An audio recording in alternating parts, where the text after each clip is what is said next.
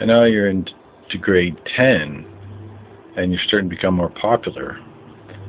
And you and your older brother start a band, and you just love it. You are the mastermind behind the music.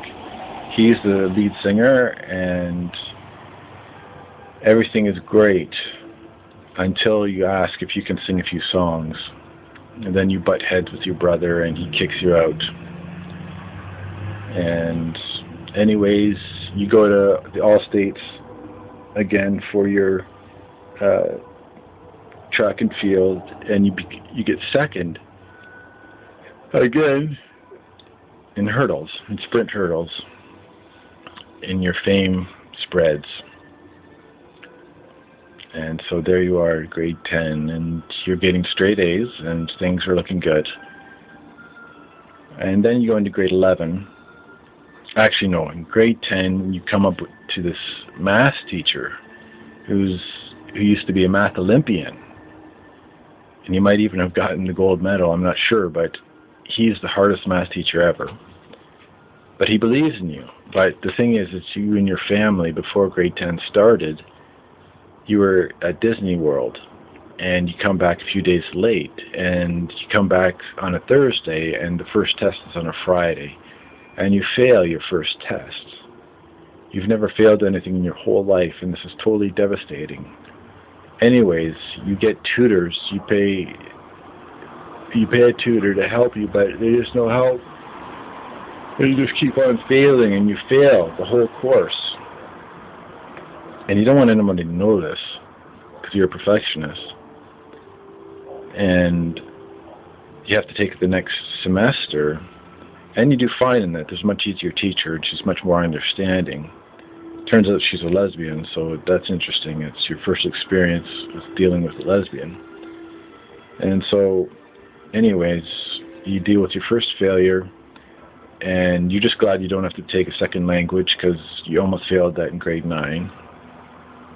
And you have a great friend, and you go to lunches with him, and you play video games at the local convenience store, and so life is good. You had your first experience in a band, and that lasted for about 8 months or 9 months, and you did great in track and field, so your fame has spread.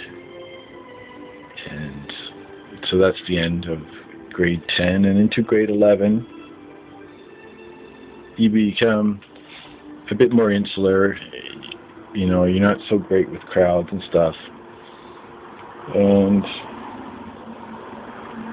but you do well enough. You still get your A's, straight A's, and the classes you're greatest at are in English and social studies. Man and society, you're an expert at it. And but the thing is in the closing days of the year, you hear a word of a food fight in the cafeteria, the huge cafeteria, and you bring your eggs and everything, and you're waiting for the signal for it to start. But the thing is that some girl, you know, who's a misfit, whatever, she started it, and she shouldn't have. But anyways, you reach down in your bag to get your eggs, and when you get back up, everything has changed. Everything. There's ketchup and mustard and food all over the place, on the walls, on the ceiling.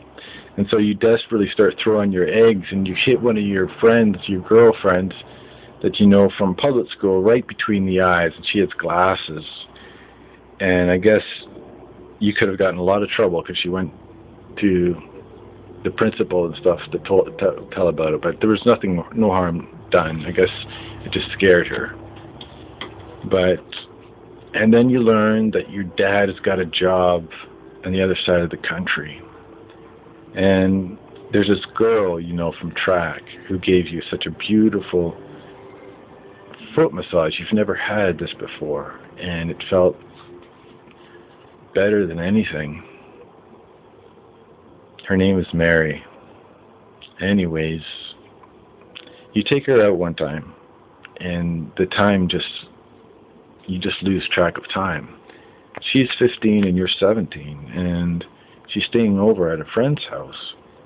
And the thing is that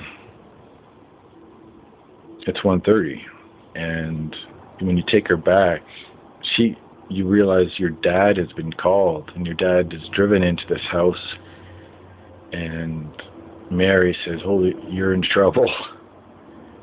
So she's not the most mature individual, but anyway, she does come to your going away party, and your old girlfriend is there, and you're thankful that your brother put that together. And so your fame has stopped.